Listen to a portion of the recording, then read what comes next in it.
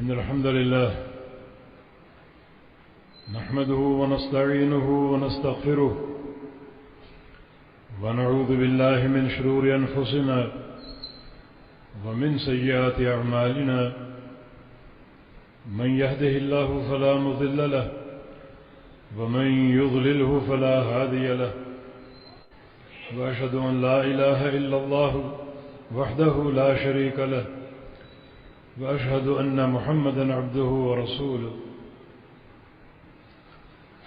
يا أيها الذين آمنوا اتقوا الله حق تقاته ولا تموتن إلا وأنتم مسلمون يا أيها الناس اتقوا ربكم الذي خلقكم من نفس واحدة وخلق منها زوجها وبث منهما رجالا كثيرا ونساء واتقوا الله الذي تساءلون به والأرحام إن الله كان عليكم رقيبا يا أيها الذين آمنوا اتقوا الله وقولوا قولا سديدا يصلح لكم أعمالكم ويغفر لكم ذنوبكم ومن يطع الله ورسوله فقد فاز فوزا عظيما أما بعد فإن خير الحديث كتاب الله وخير الهدي هدي محمد صلى الله تعالى عليه وسلم وشر الأمور محدثاتها وكل محدثة بدعة وكل بدعة ضلالة وكل ضلالة في النار من يطع الله ورسوله فقد رشد واهتدى ومن يعص الله ورسوله فقد ضل وغوى اللهم صل على محمد وعلى آل محمد كما صليت على إبراهيم وعلى آل إبراهيم إنك حميد مجيد اللهم بارك على محمد وعلى آل محمد كما باركت على إبراهيم وعلى آل إبراهيم إنك حميد مجيد سبحانك لا علم لنا إلا ما علمتنا إنك أنت العليم الحكيم رب اشرح لي صدري ويسر لي أمري واحلل عقدة من لساني يفقه قولي أعوذ بالله من الشيطان الرجيم من همزه ونفخه ونفسه بسم الله الرحمن الرحيم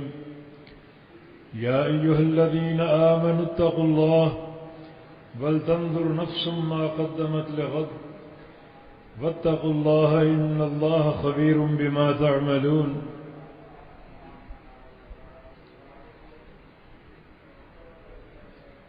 یہ ہماری بڑی خوش نصیبی ہوگی اگر ہمیں اس سال بھی عشر ذو الحج نصیب ہو جائے۔ نبی علیہ السلام نے ایک حدیث میں ذو الحج کے پہلے 10 دنوں کو اعظم ایام الدنیا کہا ہے۔ جو دنیا کے دن ہیں 360 دن، ان تمام دنوں میں سب سے بڑے دن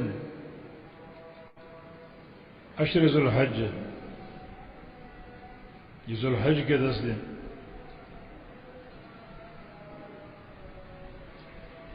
ان دنوں میں انسان جو بھی عمل کرے گا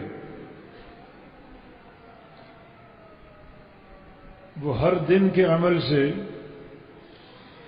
زیادہ اللہ کو محبوب ہوگا۔ صحیح بخاری کے حدیث کے الفاظ ہیں ما من ایام العمل الصالح فیہن احب الی اللہ من هذه الایام العشر۔ جتنے بھی دن ہیں ان دنوں میں انجام پانے والے عمل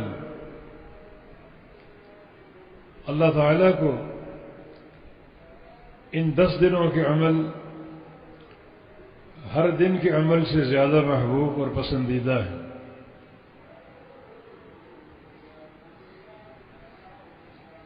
صحابہ نے سوال کیا بل جہاد فی سبیل اللہ، کیا ان دنوں کی نیکیاں جہاد فی سبیل اللہ سے بھی افضل ہے؟ فرمایا کہ ہاں، جہاد سے بھی افضل۔ الا رجل خرج بنفسه وماله، البتہ وہ شخص جو اپنے گھر سے اپنی جان اور اپنا مال لے کر نکلے، اللہ کی راہ میں جہاد کرے اپنے مال کے ساتھ، اس کی نظر چندے کے پیسے پر نہ ہو، اپنی جان اور اپنا مال لے کر نکلے، فلم یرجع بشیء منہما، اور گھر واپس کچھ بھی نہ آئے، نہ اس کی جان آئے نہ اس کا مال آئے۔ اخیرا جوادہ کے الفاظ بھی ہیں کہ اس کا چہرہ خاک آلود ہو جائے اور اس کی سواری کاٹ دی جائے، خود بھی جام شہادت نوش کر لے اور اس کا مال بھی وہاں ختم ہو جائے اور کوئی چیز گھر کو نہ لوٹے۔ یہ جہاد، یہ عمل ان دنوں کے عمل سے افضل ہو سکتا ہے، باقی کوئی نیکی ان دنوں کا مقابلہ نہیں کر سکتی، حتیٰ کہ رمضان کے دن بھی عشر ذو الحج کا مقابلہ نہیں کر سکتی۔ اور عشر ذو الحج کا معاملہ ایک متروک اور مہجور سنت کا سا ہو رہا ہے۔ ہماری زندگی میں رمضان کا اہتمام ہے اور ہونا چاہیے، مگر عشر ذو الحج کا اہتمام نہیں ہے، جبکہ یہ 10 دن رمضان کے تمام دنوں سے افضل ہیں۔ ہاں، البتہ رمضان کی راتیں ہر رات سے افضل ہیں، ان دنوں کی راتوں سے افضل ہیں۔ وجہ یہ ہے کہ رمضان کی راتوں کو ایک خصوصیت حاصل ہے، اور وہ ہے لیلۃ القدر۔ اور لیلۃ القدر کی خصوصیت نزول قرآن کے بنا پر، اللہ تعالیٰ کا اپنے نبی کو دیا ہوا معجزہ، جو کہ معجزہ خالدہ ہے، جس کا بقا قیامت تک رہے گا۔ ہر نبی کے معجزات ختم ہو گئے، لیکن محمد الرسول اللہ صلی اللہ علیہ وسلم کا معجزہ تا قیام قیامت باقی رہے گا۔ تو چونکہ یہ قرآن پاک لیلۃ القدر کو نازل ہوا اور وہ رات رمضان میں ہے، تو نزول قرآن نے رمضان کی راتوں کو یہ برتری اور فوقیت دلا دی کہ وہ راتیں سب سے افضل ہیں۔ اور جہاں تک عشر ذو الحج کا تعلق ہے، تو ان 10 دنوں میں 2 اعمال بڑے برگزیدہ ہیں۔ ایک یوم عرفہ، 9 ذو الحج، جب اللہ رب العزت سب سے زیادہ حجاج کرام کے قریب آ جاتا تو فرشتوں کو گواہ بنا کر تمام اہل موقف کو بخش دیتا اور معاف کر دیتا۔ ہاں، کوئی رکاوٹ ہو تو وہ بندہ معافی کا مستحق نہیں ہے، جیسے عقیدے کی خرابی ہے، بعض لوگ گٹھڑیاں شرک کی سر پہ لے کر آتے ہیں اور وہی لے کر لوٹ جاتے ہیں، یہ کسی معافی کے مستحق نہیں۔ ہر سال حج کریں، عمرے کریں، روزے رکھیں، ان کے لیے کوئی بخشش نہیں ہے۔ یہ بخشش اہل توحید کا حق ہے۔ تو جو بھی موحدین ہوتے ہیں عرفہ کے میدان میں، اللہ رب العزت فرشتوں کو گواہ بنا کر سب کو معاف فرما دیتا ہے۔ تو چونکہ یہ دن کا عمل ہے، اس لیے دن کے اس عمل نے ذوالحج کے 10 دنوں کی شان کو بڑھا دیا، جبکہ 10 ذوالحج یوم النحر قربانی کا دن ہے، اور یہ دن بھی بقیہ دنوں کی شان کو بڑھانے کا سبب ہے۔ نبی علیہ السلام کی حدیث ہے، افضل الایام یوم النحر ثم یوم القر، کہ سب سے افضل ایام، سب سے افضل یوم اور دن یوم النحر ہے، قربانی کا دن ہے، 10 ذوالحج، اور اس کے بعد یوم القر، جب حاجی قرار کرتے ہیں، سواریوں کو آرام دیتے ہیں، یوم القر 11 ذوالحج۔ یہ 10 ذوالحج جو ہے ان اعمال کی بنا پر بڑا برگزیدہ ہو گیا یہ 10 دن۔ تو نبی علیہ السلام کا فرمان ہے کہ ان دنوں میں کی گئی ہر نیکی ہر دن کی نیکی سے محبوب۔ آپ نمازیں پڑھتے ہیں، فرض نمازیں، نوافل ادا کرتے ہیں، تو ان فرائض کا ثواب عام دنوں کے فرائض سے زیادہ ہوگا، ان نوافل کا ثواب عام دنوں کے نوافل سے زیادہ ہوگا۔ صدقہ دیں گے، اللہ کی راہ میں خرچ کریں گے، تو صدقے کا ثواب عام صدقات سے زیادہ ہوگا۔ شریعت مطہرہ نے کسی خاص عمل کی تخصیص نہیں کی ہے سوائے ایک عمل کے، جس کا ہم آگے ذکر کریں گے۔ تو جو بھی مبارک دن شروع ہوتے ہیں، رمضان، عشر ذوالحج، یوم عاشور، تو ان دنوں کی عظمت کو پانے کے لیے استغفار سے آغاز کیجیے، اللہ تعالیٰ سے توبہ کر لیجیے، اور اس کے بعد اعمال صالحہ کے میدان میں داخل ہو جائیں۔ علامہ ابن قیم رحمہ اللہ نے اپنے شیخ سے پوچھا، ابن تیمیہ رحمہ اللہ سے، کہ کون سا ذکر زیادہ افضل ہے، استغفار یا تسبیح و تحمید؟ اللہ تعالیٰ سے استغفار کرتا رہوں یا اس کی حمد و ثنا بیان کرتا رہوں؟ زیادہ افضل کون سا ذکر؟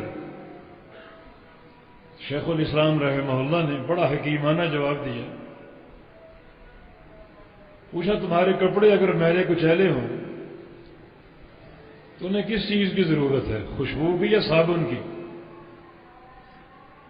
کہا کہ صابن کی۔ کپڑے اگر میلے کچیل سے بھرے ہوں ان کو خوشبو لگاؤ گے؟ نہیں، وہ اتارو گے اور ان کو صابن سے دھوؤ گے۔ اسی طرح انسان کا باطن جو ہے میلا کچیلا ہو جاتا ہے، اور گناہوں کی آلودگی دل کو سیاہ کر دیتی ہے۔ تو اس آلودگی کو، اس میل کچیل کو صابن کی ضرورت ہے، اور استغفار بمنزلہ صابن ہے۔ پہلے اپنے باطن کو دھو ڈالو کثرت استغفار سے، جب یہ اجلا ہو جائے تو بقیہ اذکار بمنزلہ خوشبو ہیں، پھر اپنے دل کو معطر کرو ان خوشبوؤں کے ساتھ۔ نبی علیہ السلام کی ایک حدیث میں اس کا فہم موجود ہے اذا اذنب ابن آدم نکت فی قلبہ نکتۃ سوداء، ابن آدم کوئی گناہ کر لے تو اس کے دل پر ایک سیاہ نشان لگا دیا جاتا ہے، اور ابن قیم فرماتے ہیں کہ اس پہلے گناہ کی سزا یہ ہوتی ہے کہ اللہ تعالیٰ دوسرے گناہ کا راستہ کھول دیتا ہے، دوسرا بھی کر ڈالتا ہے، پھر تیسرا، پھر چوتھا، اور دل کی زمین آہستہ آہستہ سیاہ ہوتی جاتی ہے۔ تو اگر یہ مبارک دن آ جائیں اور بندے کو احساس پیدا ہو جائے، احساس جاگ اٹھے، تو توبہ اور استغفار سے ان دنوں کا استقبال کرے۔ استغفار صابن کی طرح کپڑے کو اجلا کر دے گا۔ اسی حدیث میں ارشاد ہے فَإِن تَابَ وَاسْتَغْفَرَ سُقِلَ قَلْبُهُ، اگر وہ بندہ جس کا دل سیاہ ہو چکا توبہ کر لے اور استغفار کر لے تو اللہ تعالیٰ اس کے دل کو پالش کر کے پہلے سے زیادہ چمکدار کر دے گا، روشن کر دے گا۔ تو اس چمکدار دل کے ساتھ عشر ذی الحج میں داخل ہو، گناہوں کی آلودگی سے پاک ہو کر، میل کچیل ہو، کپڑے میلے کچیلے ہوں تو خوشبو کا فائدہ نہیں ہوتا، اس لیے استغفار کر کے، توبہ کر کے اپنے باطن کو اجلا بناؤ۔ اس کے بعد پھر بقیہ اذکار ہیں جن کا نور آپ کے ظاہر و باطن کو منور کر دے گا اور آپ کے ظاہر و باطن کو اجلا کر دے گا، چمکدار بنا دے گا۔ بڑے مبارک دن ہیں یہ، ان دنوں کی نیکیاں ہر دن کی نیکی سے محبوب ہیں، تو نیکیاں کرتے جاؤ، نمازوں کی ادائیگی، نوافل کا اہتمام، صدقہ دیجیے ہر روز، صلہ رحمی کیجیے، اقربا کی زیارت کیجیے، اپنے دوستوں سے اللہ کے لیے محبت کیجیے، علماء اور مشائخ سے ملیے، ان سے مل کر آپ کا ایمان تازہ ہوگا، عقیدے کی اصلاح اور عمل کی اصلاح ہوگی۔ بے شمار نیکیاں ہیں، جیسا کہ نبی علیہ السلام کی حدیث الایمان بضع وسبعون شعبۃ اعلاها قول لا الہ الا اللہ وادناها اماطۃ الاذى عن الطریق والحیاء شعبۃ من الایمان، ایمان کے 70 سے کچھ اوپر شعبے ہیں اور سب سے اعلیٰ شعبہ لا الہ الا اللہ ہے۔ توحید کا فہم، یہ کلمہ لا الہ الا اللہ پورے فہم کے ساتھ اس کا ذکر، نفی اور اس بات کے عقیدے کو ملحوظ رکھتے ہوئے کہ لا الہ ایک چیز کی نفی کر رہا ہے، اس نفی پر پوری طرح ڈٹ جاؤ، اور الا اللہ ایک چیز کو ثابت کر رہا ہے، اس بات پر پوری طرح قائم ہو جاؤ پختگی کے ساتھ۔ تو یہ اس فہم کی تجدید بھی انشاءاللہ ان دنوں کی بڑی ایک بابرکت نیکی ہوگی۔ اور سب سے ادنا شعبہ راستے سے کسی شے کو ہٹا دینا تاکہ کسی بھائی کے لیے اذیت کا اور ایذا کا سبب نہ بن جائے، اس پر بھی جنت کے وعدے موجود ہیں۔ ایک شخص کا جنت میں جانا صحیح مسلم کی حدیث ہے، اسی بنا پر تھا کہ نحى اذن عن الطریق، اس نے راستے سے ایک موذی شے کو ہٹا دیا، ایک جھاڑی تھی کانٹے دار، ہٹا دیا، تو کانٹا میرے بھائی کو چبھ نہ جائے کسی کو، اور اللہ نے اس کو جنت میں داخل فرما دیا۔ نبی علیہ السلام نے فرمایا کہ مجھے دکھایا گیا جنت میں چھلانگیں مار رہا، اور داخلے کا سبب یہ ایک عمل، تو اسے آپ اندازہ کریں کہ توحید کی کیا برکات ہوں گی، جو اعلیٰ شعبہ ہے، یہ تو ادنا شعبہ ہے، اور دین اسلام کی سماحت اور برکت، اس پر بھی جنت کے داخلے کے امکان موجود ہیں اللہ کی رحمت سے۔ تو جو اعلیٰ شعبہ عقیدہ توحید ہے، اس کا فہم، اس کے لیے کوشش، اس کی اقامت کی کوشش، انبیاء کے مشن پر پوری مضبوطی کے ساتھ قائم ہونے کی کوشش کتنی برگزیدہ اور مبارک ہوگی۔ تو ان دنوں میں عقیدے کا پرچار ہو، توحید کا فہم ہو پوری قوت کے ساتھ، جس قوت کے ساتھ توحید کا اقرار ہو اسی قوت کے ساتھ ہر شریک کی نفی ہو، ہر شرک کا انکار ہو۔ اور فرمایا کہ والحیاء شعبۃ من الایمان، حیا بھی ایمان کا شعبہ ہے، حیا بھی ایمان کا شعبہ ہے۔ حیا کے درجات ہیں۔ نبی علیہ السلام نے اپنے صحابی عثمان غنی رضی اللہ عنہ کے بارے میں فرمایا کہ اصدقہم حیاء عثمان، میری امت میں سب سے سچی حیا عثمان کے اندر، سب سے سچا حیادار عثمان ہے۔ ہر ایک کی حیا سچی نہیں ہوتی، بعض کی حیا محض دکھاوا ہوتا ہے، اصل حیا اللہ تعالیٰ کے ساتھ ہے۔ کوئی معصیت ہو، کوئی نافرمانی سامنے آ جائے تو اللہ تعالیٰ کے دیکھنے کا تصور پیدا ہو جائے کہ اللہ دیکھ رہا ہے، اللہ سے شرما جائے، اللہ سے حیا کر لے، اور اللہ ہر مقام کو دیکھتا ہے۔ معنی معصیت سے پوری طرح گریز ہو، سب سے سچی حیا ہے یہ۔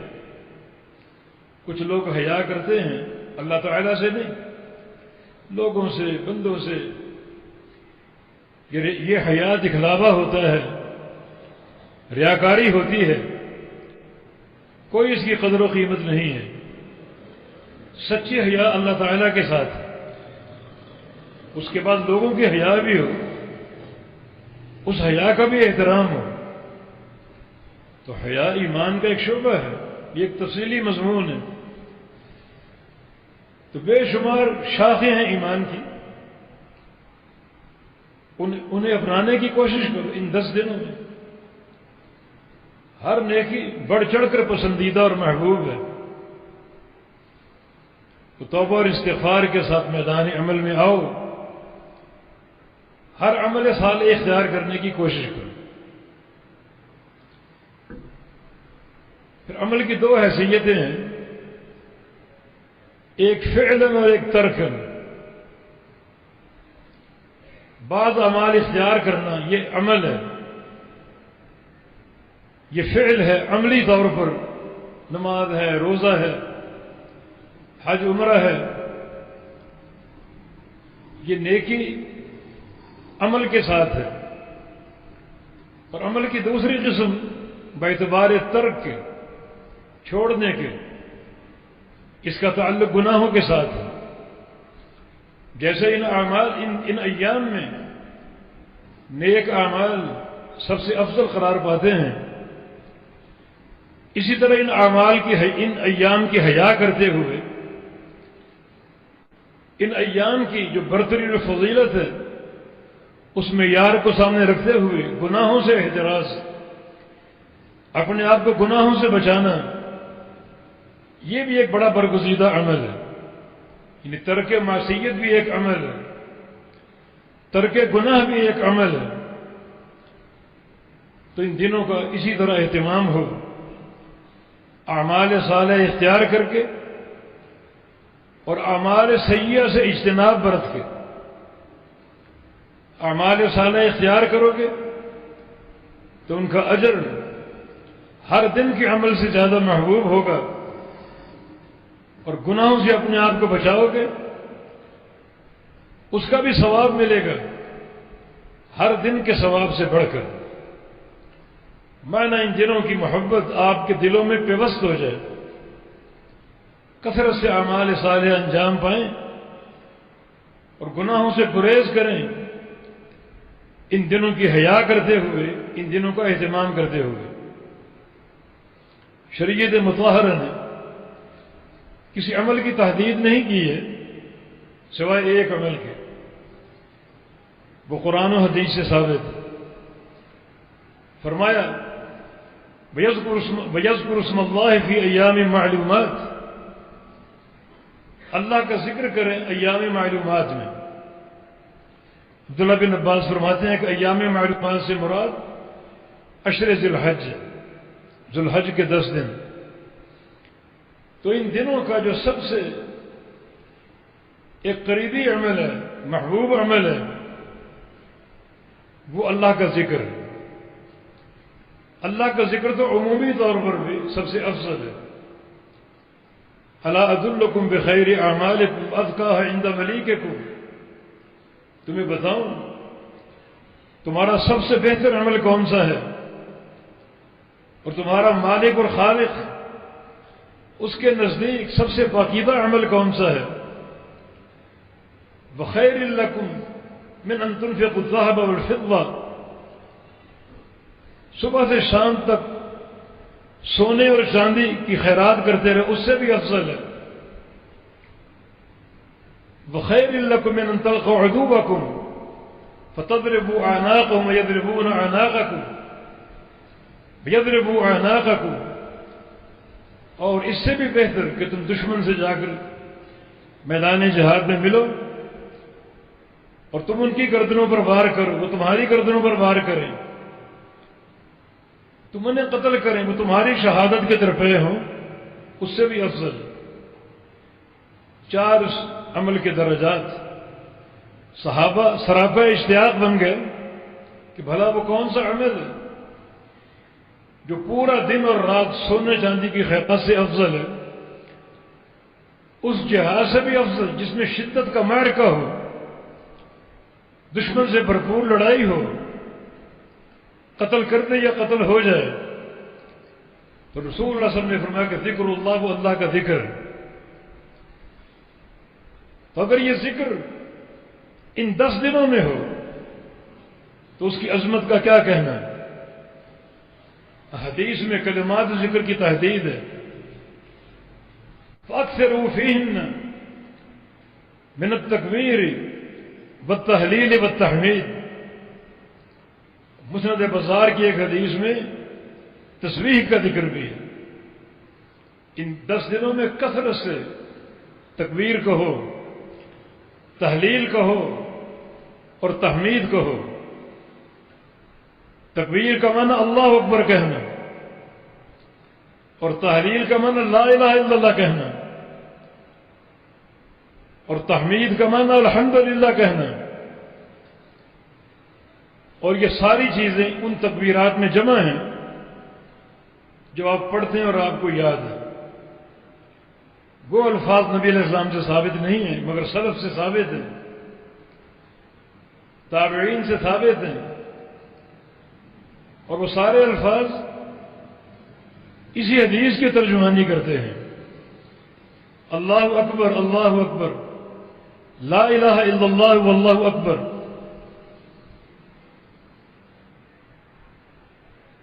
والحمد للہ وللہ الحمد۔ اللہ کی تکبیر اور بڑائی کبریائی بھی ہے، اور اس کی تحلیل لا الہ الا اللہ، لا الہ الا اللہ واللہ اکبر، اللہ اکبر وللہ الحمد، یعنی زیادہ اللہ کی تکبیر ہے، اور پھر وللہ الحمد، اللہ ہی کے لیے ہر قسم کی حمد اور تعریف ہے۔ تکبیر کی کثرت اس لیے ہے کہ اللہ تعالیٰ چاہتا ہے کہ ان 10 دنوں میں آپ کو گناہوں سے پاک صاف کر دیا جائے۔ ہے کوئی گناہوں سے پاک صاف ہونے والا؟ کیونکہ تکبیر جو اللہ اکبر جو ہے یہ گناہوں سے بندے کو پاک کر دے، گناہوں کو مٹا ڈال دے۔ تبھی تو جنازے کی نماز میں 4 تکبیرات یا 5 تکبیرات ثابت اور مسنون ہیں۔ تو تکبیرات کی کثرت در حقیقت اس میت کے گناہوں کی بخشش کا سبب ہے۔ پھر تکبیرات عید جو ہیں 7 اور 5 تکبیریں، یہ تکبیرات کی کثرت، جبکہ یہ عشر ذو الحج اپنے اختتام کو ہے، تو اللہ تعالیٰ نے عید کی نماز کو ان تکبیرات سے مزین کر دیا تاکہ میرے بندے بالکل گناہوں سے پاک صاف ہو جائیں۔ تو اپنے اشغال چھوڑ کر، جو دنیا کے اشغال ہیں، یا ان میں کمی کر کے ان دنوں کی قدر کیجیے، یہ اللہ تعالیٰ کی ایک عطا ہے ہمارے لیے کہ اس نے چن کر یہ دن عطا فرما دیے، اور یقیناً جس شخص کو حاصل ہو گئے بڑا خوش نصیب ہے وہ۔ تو کثرت ذکر ان دنوں میں ایک مسنون اور منقود اور ماثور عمل ہے، منصوص عمل ہے، نصاً ثابت ہے قرآن اور حدیث سے۔ تو مانا ان دنوں کو اللہ کے ذکر سے بھر دیا جائے اور اللہ کے ذکر سے مزین کیا جائے۔ یہ بھی ایک سنت متروکہ ہے کہ ان دنوں میں ہم تکبیرات نہیں پڑھتے۔ تکبیرات پڑھنا بلند آواز سے مردوں کے لیے، عورتوں کے لیے نہیں۔ عورتوں کی آواز پردہ ہے، بلند آواز سے تکبیرات پڑھنا ہے، یہ سنت ہے، صحابہ کرام اور سلف سے ثابت ہے۔ سیدنا ابو ہریرہ عبداللہ بن عمر رضی اللہ عنہما جب دیکھتے کہ لوگ بازاروں میں کام کاج میں مصروف ہیں تو بازار میں نکل جاتے، رستہ بھر یہ تکبیریں پڑھتے اور بازار میں کھڑے ہو کے تکبیریں پڑھتے، تو پھر تجار کو بھی احساس ہوتا، اپنے دنیاوی مشاغل چھوڑ کر وہ بھی تکبیرات کہنا شروع کر دیتے۔ اس سے مراد اجتماعی تکبیر نہیں ہے، اجتماعی ذکر بدعت ہے۔ اپنی اپنی تکبیر پڑھیں، ہر بندہ اپنی اپنی تکبیر پڑھے، نہ کہ بیک آواز، یہ ثابت نہیں ہے۔ اور باقی نیکیاں وہ بھی آپ چنیں، روزے رکھیں، نبی علیہ السلام سے 9 کے 9 دن روزہ ثابت ہے، اور جو 2 دن اللہ تعالیٰ نے حالانکہ مخصوص دن تھے وہ عام کر دیے، یہ اس کی رحمت اور اس کا فضل اور دین کی برکت ہے۔ 9 ذو الحج یہ حجاج کی سعادت کا دن ہے، دنیا کے کونوں کونوں سے پہنچے، لمبے سفر کر کے عرفہ کے میدان میں موجود ہیں، ننگے سر جو گرد و غبار سے بھرے پڑے ہیں اور پاؤں بھی گرد و غبار سے اٹے پڑے ہیں۔ اللہ ان بندوں کو دیکھتے ہیں، ما اراد ہؤلاء، یہ لوگ کیا چاہتے ہیں؟ دور دور سے آئے، کوئی افریقہ سے، کوئی امریکہ سے، کوئی یورپ سے، کوئی ہندوستان پاکستان سے، یہ لوگ کیا چاہتے ہیں؟ پھر اللہ خود ہی فرماتا ہے فرشتوں کو گواہ بنا کر کہ میں نے ان سب کو بخش دیا۔ یوم عرفہ بڑا عظیم دن ہے، اور اللہ نے اس دن کی سعادت سے باقی لوگوں کو محروم نہیں رکھا۔ اگر حجاج کو یہ سعادت دی کہ کثرت سے گناہوں کو معاف کیا، جس کثرت کے ساتھ بندوں کی گردنیں یوم عرفہ جہنم سے آزاد ہوتی ہیں کسی اور دن نہیں ہوتی۔ یوم عرفہ کی عظمت ہے، 9 ذو الحج کی فضیلت ہے، تو اللہ تعالیٰ نے اس دن کی فضیلت دنیا میں بھی تقسیم کر دی۔ گو ہم حج کرنے نہیں جا سکے، حجاج کو فضیلت دے دی گناہوں کی بخشش کی، وقوف عرفہ کی صورت میں، اور ہمیں اس سے محروم نہیں رکھا، ہمیں روزہ دے دی یوم عرفہ کا۔ حجاج کے لیے روزہ نہیں ہے، نہا رسول اللہ صلی اللہ علیہ وسلم عن الصوم یوم عرفہ، نبی علیہ السلام نے عرفہ کے دن کے روزے سے منع فرمایا اہل عرفہ کو، حاجیوں کو۔ یہ روزہ ہمارے لیے ہے، اور ہمیں بھی اس فضیلت میں اللہ تعالی نے داخل کیا اور شامل کیا۔ رسول اللہ صلی اللہ علیہ وسلم کا فرمان ہے، صوم یوم عرفہ احتسب علی اللہ ان یکفر السنۃ الماضیہ والسنۃ الباقیہ۔ یوم عرفہ کا دن جو ہے 2 سال کے گناہوں کا کفارہ ہے، ایک سال گزشتہ اور دوسرا سال آئندہ۔ گزشتہ سال جو گناہ کیے ان سب کا کفارہ ہے، اور آئندہ سال جو گناہ ابھی تک کیے ہی نہیں وہ پہلے سے معاف کر دیے جائیں گے۔ یہ اس دن کی برکت اور عظمت۔ یہ 9 ذوالحج بھی عشر ذوالحج میں شامل ہے، اور اللہ رب العزت نے اس دن کی برکات حجاج کو بھی عطا فرما دی اور دوسرے ملکوں میں رہنے والوں کو بھی عطا فرما دی جو دنیا کے آفاق میں آباد ہیں، کہ تم بھی آج کے دن سے محروم نہ ہو، روزہ رکھ لو اس دن، 2 سال کے گناہ معاف کر دو۔ دوسرا، یوم النحر کو سب سے افضل دن قرار دیا گیا، وہ قربانی والا دن۔ قربانی حج کی سنت ہے، حج کے شعائر میں سے اللہ تعالیٰ نے یہ قربانی ہمیں بھی دے دی، یہ فضیلت آپ کو بھی دیتا ہوں۔ حاجی کو یہاں پہنچ کر لمبا سفر اختیار کر کے منا میں قربانی دیں گے تو اپنے گھروں میں بیٹھے بیٹھے قربانی دے دیں، وہ اس قربانی کو اجر بیان نہیں ہوا۔ ایک ضعیف حدیث میں قربانی کے بالوں کی تعداد میں گناہ معاف ہوتے ہیں، مگر وہ حدیث ضعیف ہے۔ یہ کیا کم ہے کہ یہ قربانی 2 نبیوں کی سنت ہے، ابراہیم خلیل اللہ علیہ السلام اور دوسرے محمد مصطفیٰ صلی اللہ علیہ وسلم، دونوں کی سنت ہے، دونوں کی سنت کا احیاء ہے اور دونوں کی سنت کو اپنانا ہے۔ بڑا اس کا اجر ہوگا، بڑا بابرکت عمل ہوگا یہ۔ اس دن میں کیا عظمت ہے، یوم النحر میں اس دن سب سے محبوب عمل جو وہ خون بہانا ہے اور قربانی کرنا ہے۔ اللہ تعالیٰ نے یہ عمل حجاج کو بھی دیا۔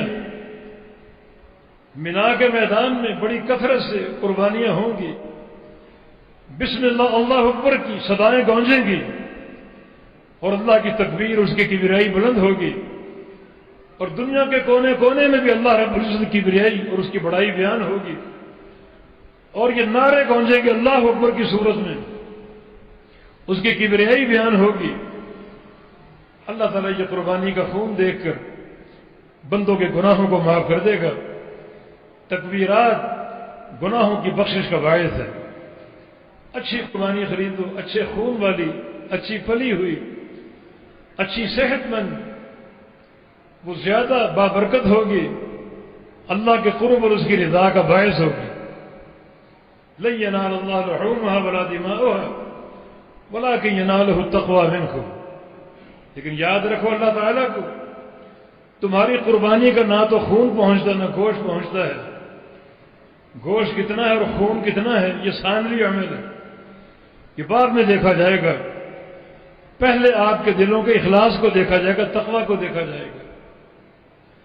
دل میں خشیت کتنی، میرے لیے اخلاص کتنا ہے، یہ دل قربانی کرتے ہوئے ریاکاری سے کتنا دور ہے۔